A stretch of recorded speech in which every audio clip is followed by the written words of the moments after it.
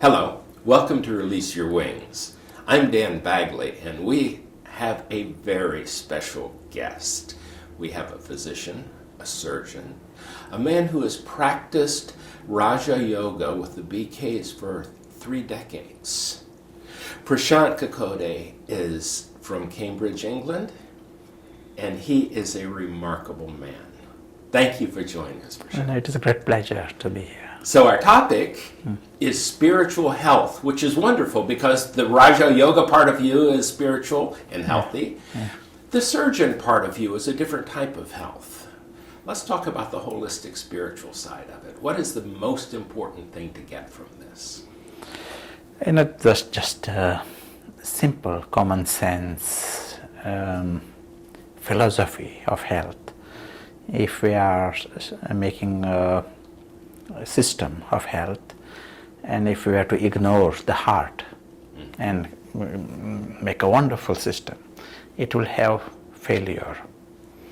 In our present system that is worldwide and promoted, and we are enthusiastic about it, we completely ignore the soul, and we have got a system. And something of this kind, common sense tells us we'll have problems. And what we see now over the past 50 years, 70 years, we thought this Western approach to health will create a major change, we'll have health for all, and we'll eradicate some illnesses. What we see is there are more illnesses today than even 50 years ago. Just in the last 30 years, we have 36 new illnesses. Wow. And things we were able to treat in the past, we cannot treat them. Every country, every city, we need more doctors and more hospitals.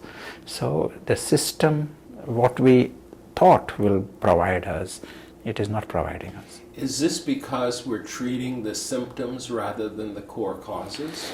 It is more like that. Seen from spiritual perspective, Yes. we are not going deep enough. If we get any pain, just a simple thing about life and health, if we get a pain, it is there to give us a message. Right. Any kind of pain. And message has to be addressed, and then the pain disappears. If I sit in the wrong posture, I need to change the posture. Answer is not to take a painkiller and continue to stay in that posture. Answer is not to stop the message.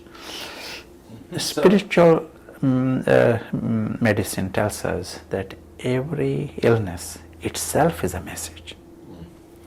And so covering the symptom, you're saying, is very much like turning off the fire alarm to get rid of the fire. It is like that, yeah, absolutely.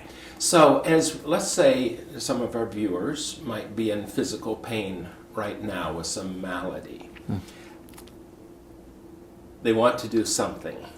How would they go about the next step? I mean, would they go to the doctor first? Would they ask themselves, what is it telling me? Would they go to a spiritual practitioner? How would that work optimally? This is like long-term positioning and planning.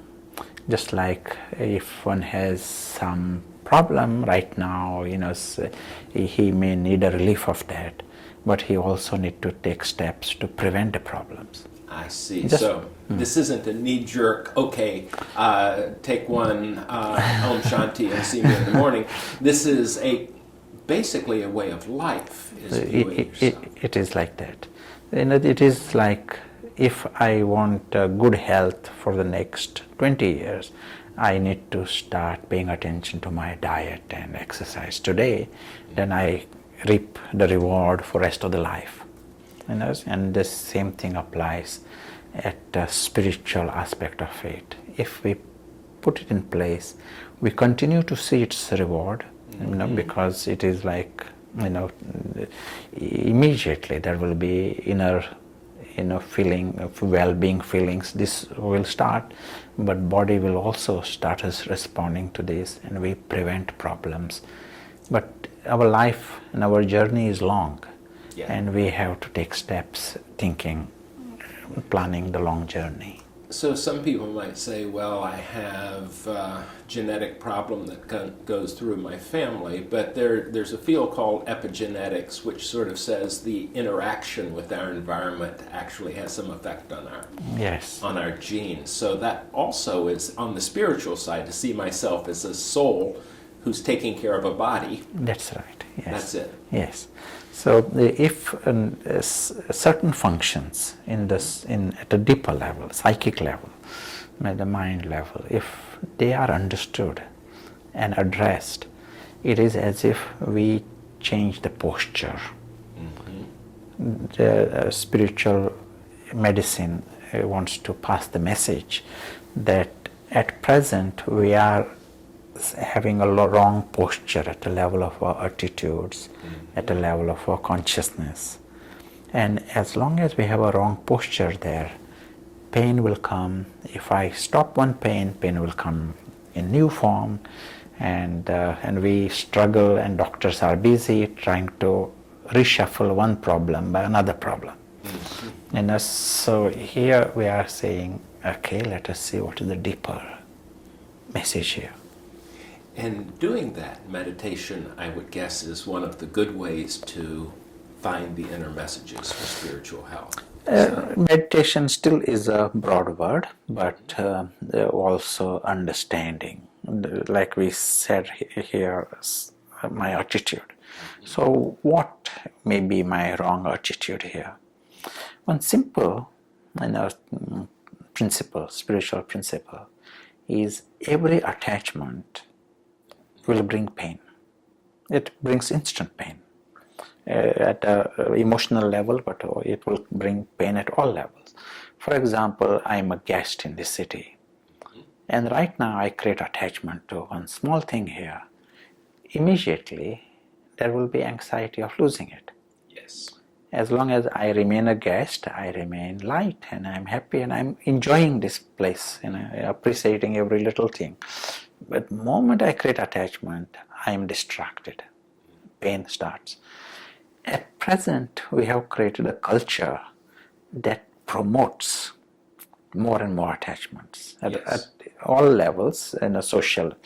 But then attachments we create through the body and the senses, that will bring pain through the body and the systems, bodily systems. So, like attachment to certain foods would be part of it? Yes, that is one big area. Mm-hmm. So sense indulgence is this broader thinking tells us that what I create in relationships, if I get attached in relationships, dependent, I'll get pain through relationships.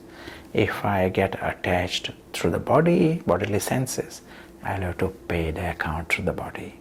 So when the Buddha said life is pain because of the attachment, that's really somewhat what he was talking about. That's right. Yeah, broad spiritual message, it will be like this. But in connection with physical illness, so we at present think that body is there for pleasure, and the body is there to indulge. We are very, very confused at that level. Instead of body being the means for expressing my inner happiness, body is used to fill my inner emptiness. I create some artificial emptiness.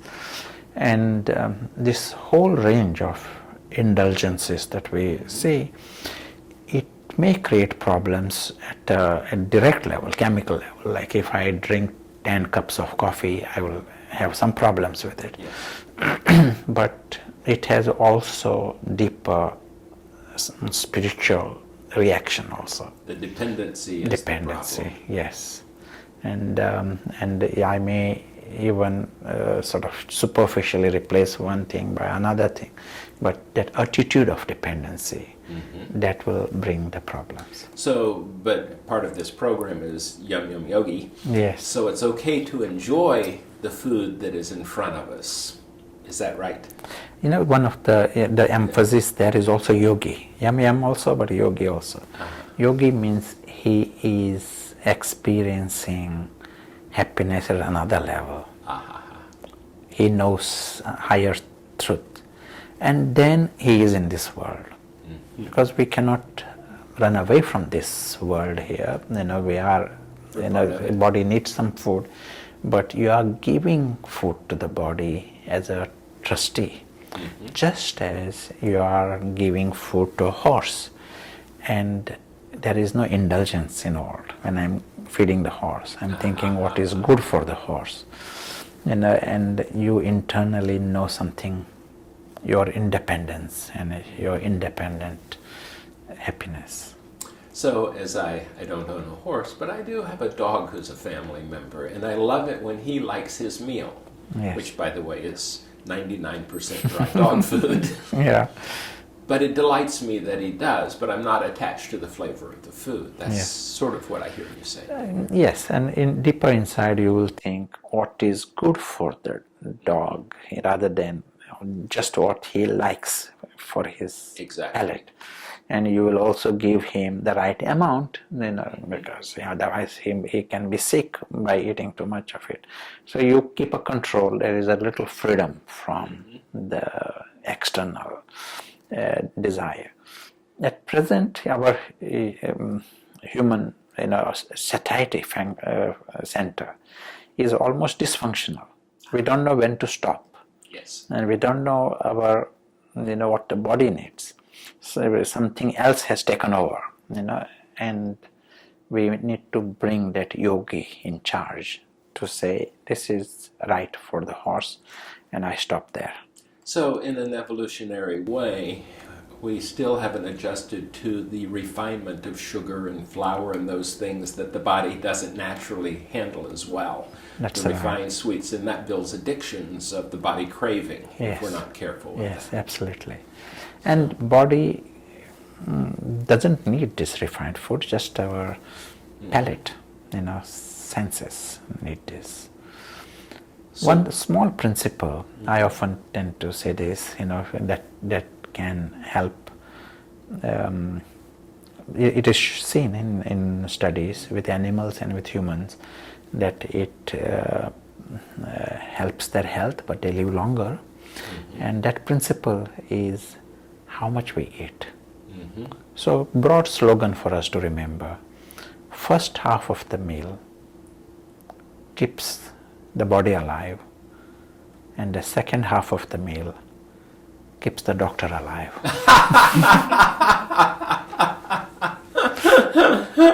So, we ought to stop at halftime, is that right?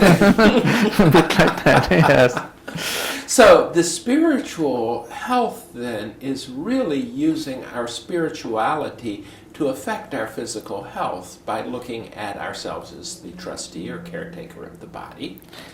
Is that right? Yeah. Being in moderation.